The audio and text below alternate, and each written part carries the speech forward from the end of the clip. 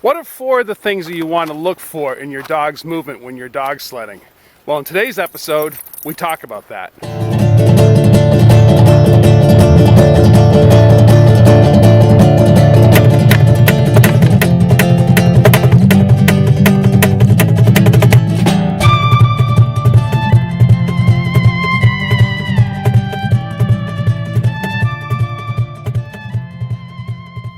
Hello, welcome to another episode of Mushachusetts. I'm your host, Bob Tremblay.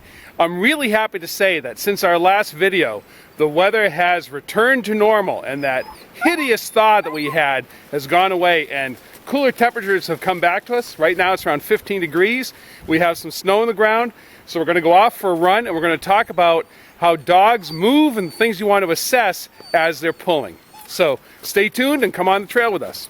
One of the most important things to assess when looking at your dog, your sled dog's movement, is their efficiency of their stride. And you can tell this by looking at their prints. So it's important to realize the difference between prints and a track. Prints are the individual impression of the foot. The track is the series of prints that shows you how the animal actually moves.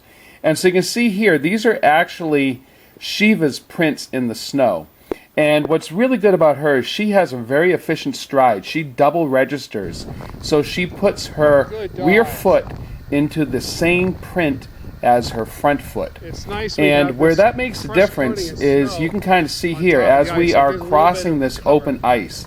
So we have fresh snow on top of smooth ice. And Bandit doesn't have that efficiency of movement. And you can see that here is that as we are on the ice, his feet slip out from underneath him because he kind of wobbles. He's a little bit bow-legged.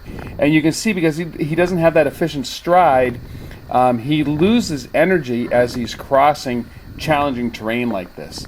Also look at their tracks, as you'll see that Shiva is leaving about half the prints that Bandit is leaving.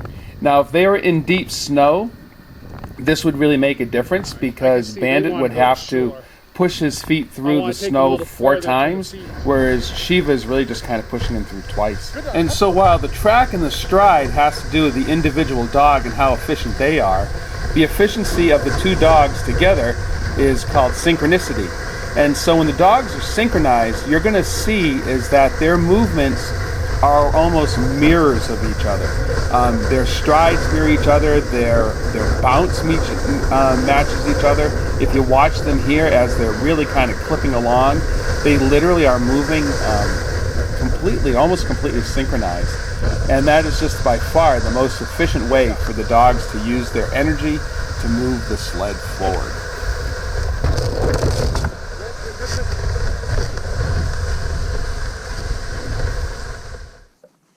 All right, ready? Now, honesty is the term that we use to describe how the dog is doing their fair share, and you can assess that by watching their tug lines. So their tug lines are those lines that go from the main gang line that's attached to the sled. The tug line each goes to each individual dog. So I have 2 dogs. And as you watch them here, you can see they are both keeping their tug lines taut. And so because they're both keeping their tug lines taut, you can tell is they are both doing their fair share of the load. It isn't as though Bandit is pulling more than Shiva or Shiva's pulling more than Bandit. Now in this segment, good dogs. We go on a very difficult, narrow, really a hiking trail. And we have a lot of obstacles. You see we have bare patches, we have a really narrow trail. We're going to see we have a lot of obstacles coming up. And so here what you want to see is you want to see that the dogs are keeping an eye forward, so they're looking at the trail ahead, but they're listening behind to you as the dog driver. And so I don't want them turning around and looking at me for direction the entire time, but I do want them listening to me for direction. So here I'm trusting the dogs to make their call as we approach all the various obstacles that we're hitting on this particular trail. Good, easy. But at the same time too, I am giving them the commands to slow down or to be careful as we approach each of those obstacles. And so this is looking forward and listening behind. Let's watch the dogs do it. Right here, we actually hit a downed tree. Let's get this stuff out And of the you'll way. notice that the dogs don't turn around and come back to me. They stand and very kind of patiently wait easy. as I deal with the sled. They know that's my job. And then we come here, we have another down tree. And in this case, I actually have to put the sled down on its side, and they're listening to me while I do Go that. ahead, pull. And then when I need them to pull it through, Good dogs. they do that as well. Okay, let's go. So they are looking ahead and listening behind. This is what makes the team an actual team. And as a dog driver, you're a part of the team too. And so you'll see here on some of the sections where there's less cover, I'm actually running along to advance the sled. All right, good, easy, easy. Good, ahead, good. All right, we're coming to the beaver pond, the beaver dam. All right, whoa. All right, this is actually a beaver dam. So whether we cross on the dam or cross on the ice, it looks like the dam is gonna be safer, but it looks like we might go for the ice. All right, easy. All right, G over. Good. Good, ahead.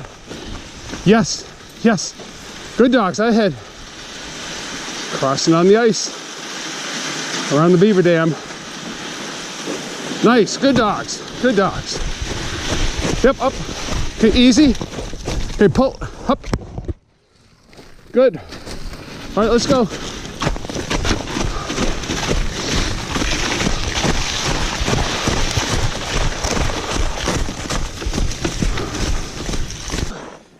Hey, how you doing? How you doing? Good dogs. Boy, you don't mind the dirt trail, huh?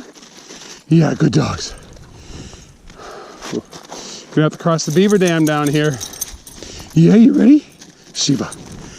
Yeah, good girl. All right. Well, that was a lot of fun. I hope you enjoyed this episode of Mushachusetts. Please be sure to subscribe so you don't miss a single episode. And until our next episode, I look forward to seeing you on the trail.